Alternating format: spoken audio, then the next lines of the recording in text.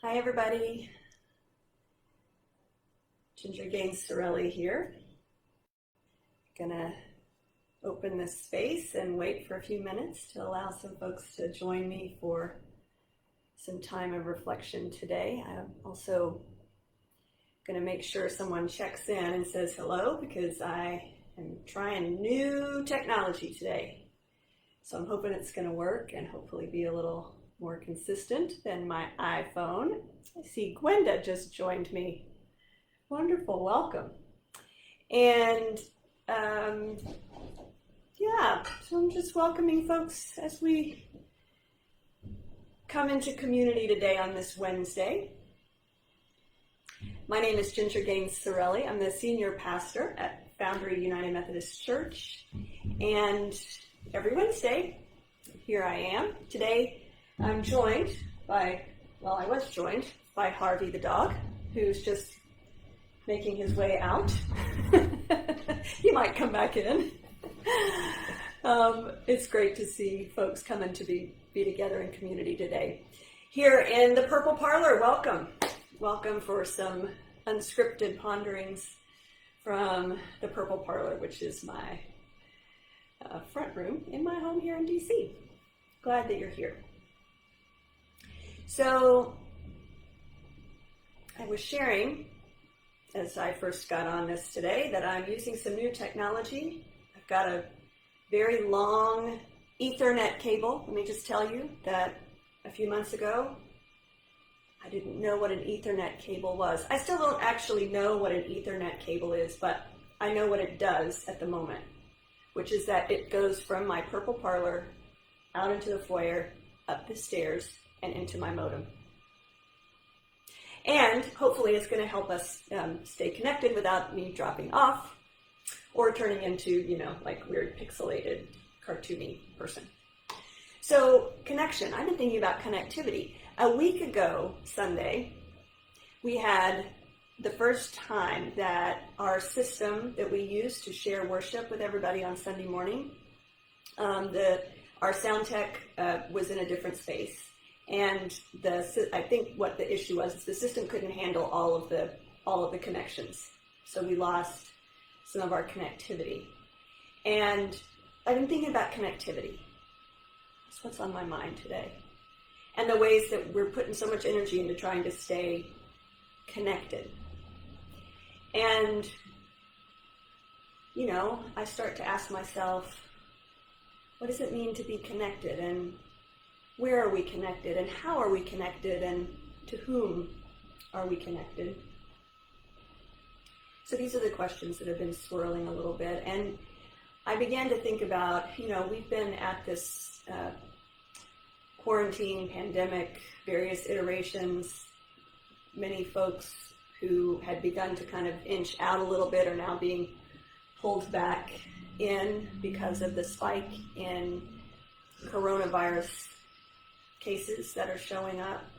And so, we've been in this space of needing to be very, very isolated and disconnected from so many things and people that we're used to being able to have just, around and available and part of our lives. And so I'm just thinking at this point, and again, one of the things I may have mentioned here in this space, but I know I've been thinking about it and shared it other places. I feel like many of the folks that I'm working closely with in ministry, people that I'm close to in my life, I feel like we've sort of hit a point where we have run up against a wall and either splatted or hit it and just sort of fallen. I just feel like if any of you have ever done a mission trip or gone to camp, and you know that whatever the middle of that time is, whether it's a week or 2 weeks or however long, right around the middle, everybody starts to sort of melt down. And then you sort of push through that, and you get to the other side, and then everything's okay. I feel like we've hit one of those. Of course, we don't know where the middle of any of this is, but I feel like that's kind of the energy that I'm feeling right now, both in my own self and in folks around me, is that we're just hitting a wall and melting down a little bit.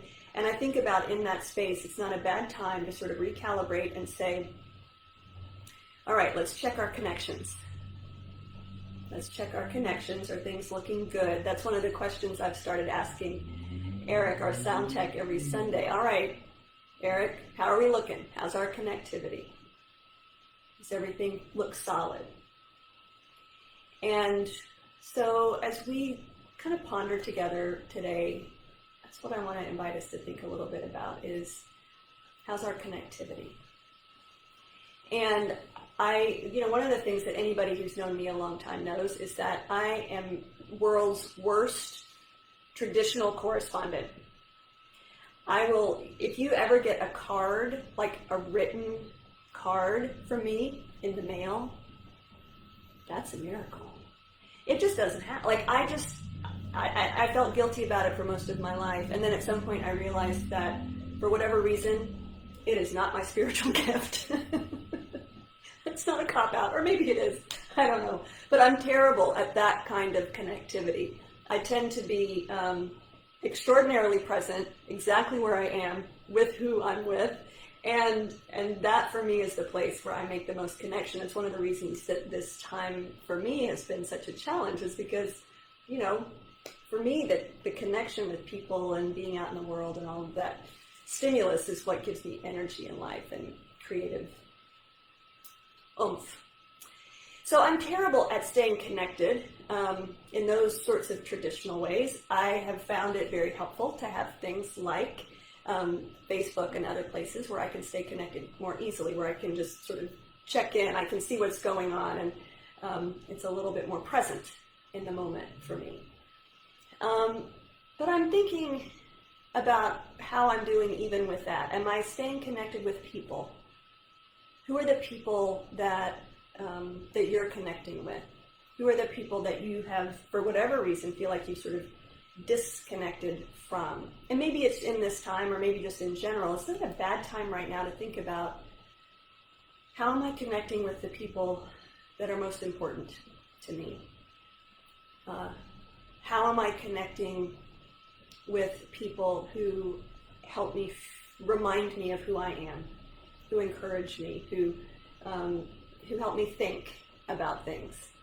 Who are the folks that you're connecting with? And so I would just encourage you to think about that. I need to get on the phone more, That's what I'm thinking about. I need to call people. I need to call some of my friends. When I manage to actually do that, I find myself energized in a whole other way. It's not the same, of course, as getting to sit with somebody in person, but it really is amazing and wonderful to be able just to hear the voice and have that back and forth. So, who are you connecting with? Who might you want to think about connecting with? I also want to remind us, in terms of that, at the beginning of all of this, I was so clear about how one of the things I wanted to make sure we were encouraging one another to do consistently is to think about how we're connecting with people who are in what I talked about was, the different boats in the storm, and that some of the boats that folks were in, and I don't mean a literal structure, but their situation, their lives, that people were in much more vulnerable places, and to try to make sure we were connecting or providing support in some way for some of those folks. So it's a good time to think, okay, where am I in that? Am I still staying connected to people who may need some support, whether those are people in my family, my friend circle, my neighborhood, my church, whatever. I'm also thinking about the challenge during this time for many of us to stay connected to life outside the walls that we're in. Now, some of y'all are amazing at this because, I'm watching and I'm seeing pictures and I'm hearing what you're saying and reflecting, and I live vicariously through some of you who post a picture every day with some beautiful place outside that you're walking. Anthony, my husband, has started walking every day, and he goes several times a day, and he's connecting with nature and people and the neighborhood. I'm like, maybe I should do that. I feel like, and it's been so hot, and we've had people working on the house outside, and I haven't been able to get out and dig in the dirt. I'm feeling disconnected from earth, from nature, from just fresh air, from a different vision than the spaces in my home. I go outside on the porch. That's about as far as I go. So I'm thinking about And that's a huge place of energy and sort of renewal and grounding for me, both literally and figuratively. Are you staying connected to things outside? Are you seeing different visions? Are you giving yourself spaces to connect, to put yourself in places that are safe, that allow you to kind of feel like you're part of something larger than just the walls that you're in, if you're in a space if you're in a house. That's another thing I've been thinking about. I am going to be thinking more about in terms of how to adjust my life day to day. The other thing I think that's been hard for me, for many of us, is to stay connected to a sense of self and purpose. When we are not able to be in the spaces that we're used to being in and feel like we're able to contribute the ways that we normally contribute, or work the way we normally work, or collaborate in the ways that we collaborate, or be creative. I mean, some of us literally can't do our thing. I mean, the artists among us, theaters are dark. Things are not happening that normally happen. And so for a lot of people, the whole sense of what they do, who they are, is cut off, and they can't stay connected to that. And just in so many ways, I mean, for me, it's so much about being part of community. And to be separated from that physically has been really difficult. And so I think the other thing to think about is, what is it we can be doing in this time, even in this time, that helps us stay and maintain a sense of connection to our own purpose, to our own work, and really our own identity, which takes us into a whole other realm. But just invite some consideration around that. Are you struggling with that? I mean, maybe some folks are able to do all that they normally do, just in a different space, and that's a challenge. But just been thinking about how we stay connected to our own sense of self, purpose, motivation. I mean, here's the other thing. The whole sort of running up against the wall and going splat. Motivation is not great in those spaces. I mean, maybe that's just me. I don't know. Anybody else feeling slightly unmotivated? Like it's really hard to do like really basic things? Or that you're like making mistakes, forgetting things, can't quite keep up, even though it's maybe not as much as normal. It's just all, ugh. How do we stay connected to like who we really are and our capacity to do our stuff? That's another thing I've been thinking about. And it brings me back around to all of this, to our connection to God. Like, where is God in this time for you? How are you staying connected to God? I saw, I haven't checked it. I don't know the statistics, but I saw some statistics about folks who are connecting or not connecting right now, like in the last month maybe, in faith community to online worship or things like that. And I think I saw it on Twitter, so of course it was dire.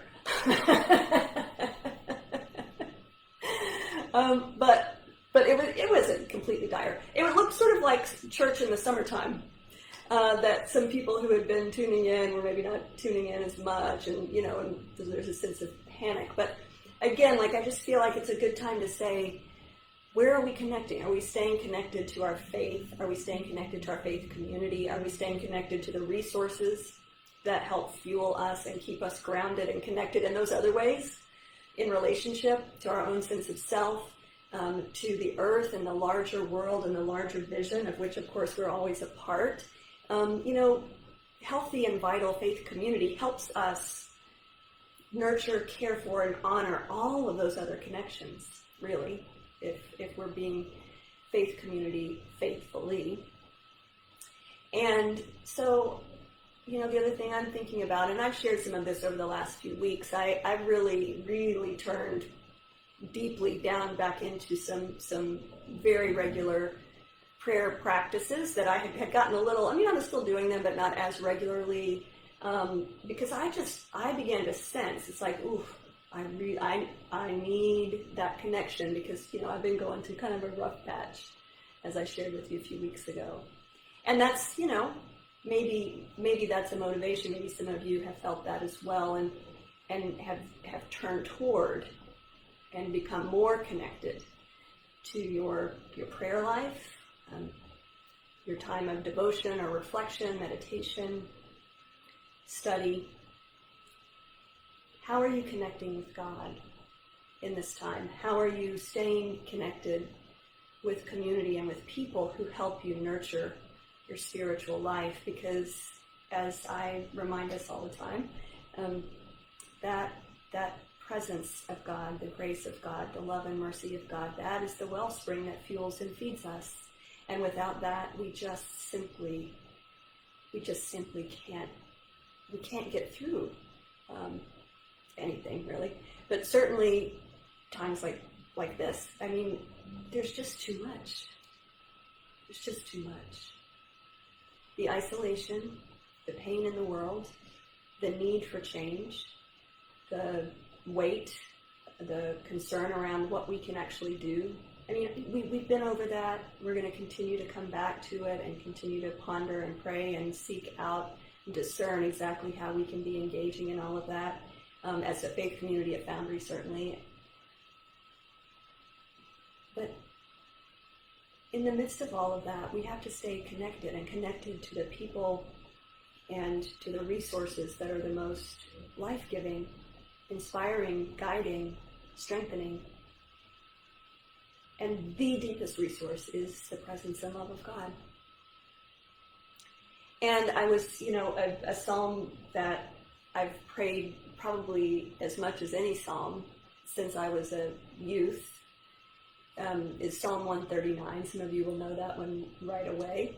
But some of the verses from that psalm, I think, really connect to this. Just again, a reminder that, we wander off. Last week I was sharing some lines from Come Thou Font of Every Blessing, and this sort of, we're prone to wander off, to wander away from God, to wander away and to disconnect ourselves or think we can.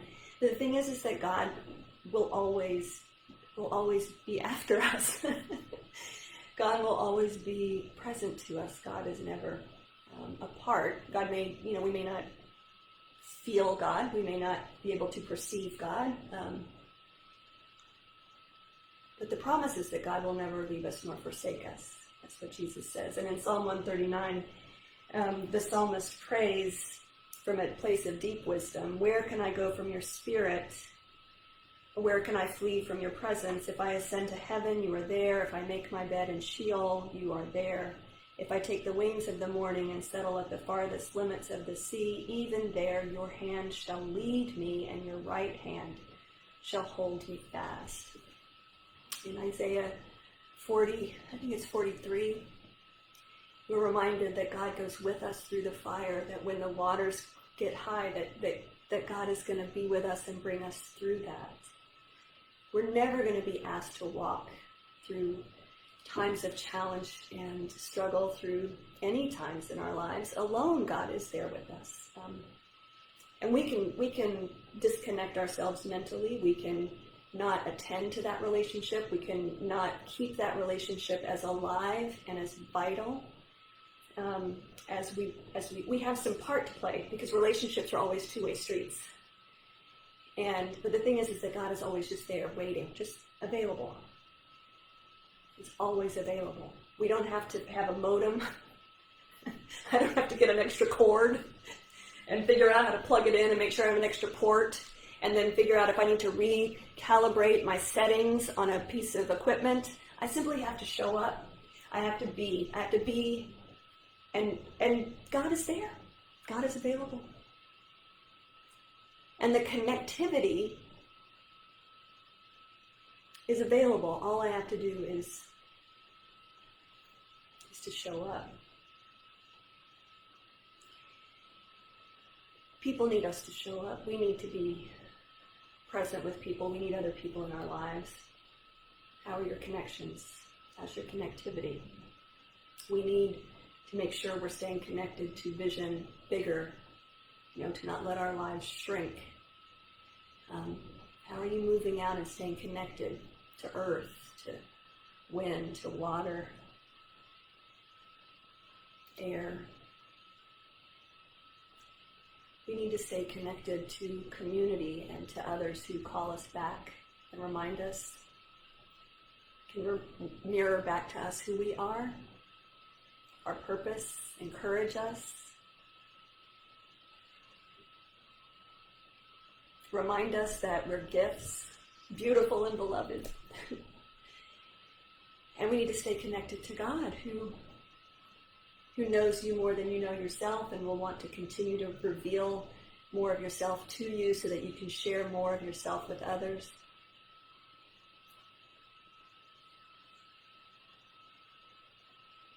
You don't have to be a techie for any of this. You just have to be human and to show up and to invite others into your life. These are gifts. I invite you to think about how you might answer some of the questions. I think that's what I have today.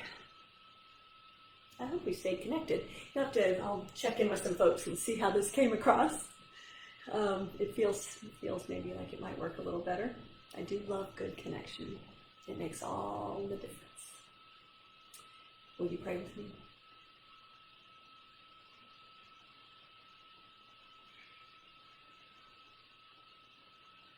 God, for your presence with us always, thank you.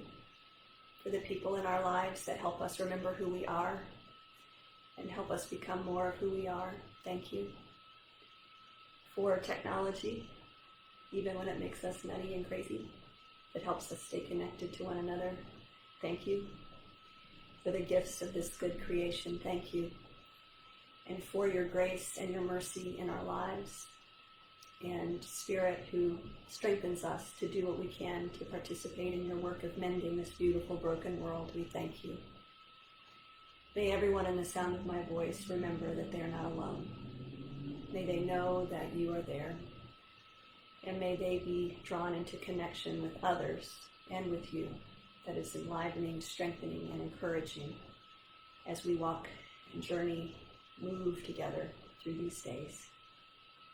I pray it in the power of your love and in the power of Jesus' name. Amen. Thanks so much for spending some time with me today, everyone.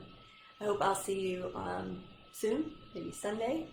And do continue to stay connected here through Foundry. Let us know how we can be in prayer for you and support you as we continue to make this way together. I'll be doing some Bible study tomorrow evening if you want to join me for that, just an hour, 6 to 7 on Zoom. You can find the information about that on our website. And Sunday's text is going to be interesting. The wheat and the weeds. Wonder where we're going to go with that. Anyway, lots of good stuff coming, so I hope you'll join us. May the peace of God dwell deep, deep within you. May you know the power of God's love go wherever you are, knowing and trusting in that.